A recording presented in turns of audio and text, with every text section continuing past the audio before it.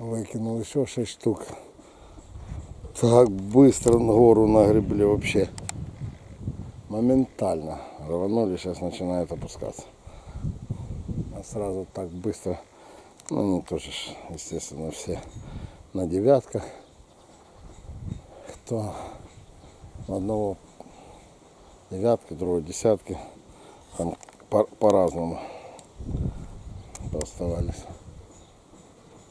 Беленькая одна летая. Славика Бабича. Вроде таке лениво було поначалу, а зараз кожен день літає, само даже другий раз.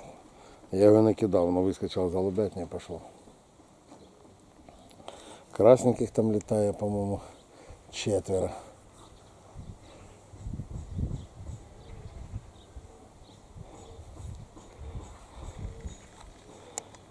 Так і ветер не меняя направление, четко в море, прямо туда на большую.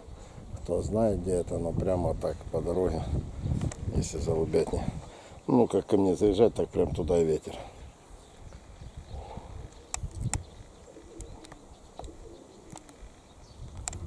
Ну сразу, ну сейчас метров 150 осталось уже. Сразу грибанули до средней. Так быстро прям набрали вообще. Я пока голубятня слез, они уже на средней.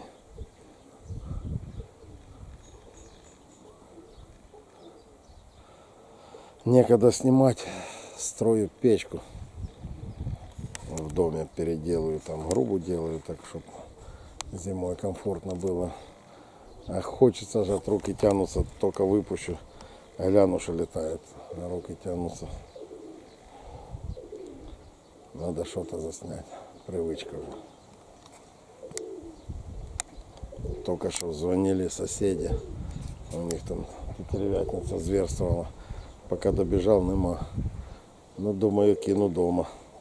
Може сюди прийде. Поки не приходить. Там они построили еще одну голубятню, такую, наверное, метров 15. Красиво сделано, потом поснимаю, покажу. Крышу сейчас не доделали. Укрыли пленкой.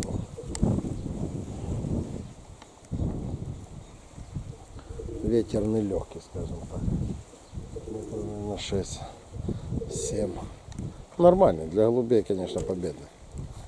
Можно гонять свободно.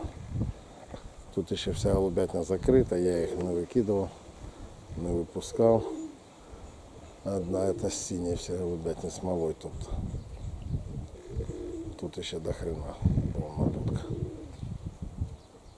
Ну, сейчас пойду трошки проложу первый ряд печки и еще раз поснимаю.